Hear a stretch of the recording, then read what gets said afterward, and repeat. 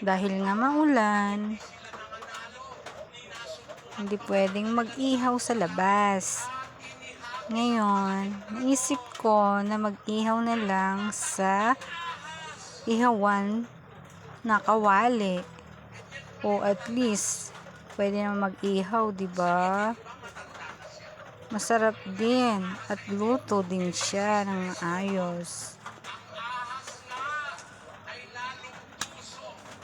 Sarap ulamin lalo na kapag ganitong tag-ulan.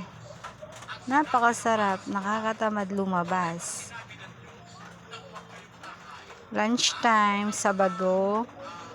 Sabado ba ngayon? Oo nga pala. Oo, Sabado. Sabado. Yum, yum, yum, yum. Happy meal time.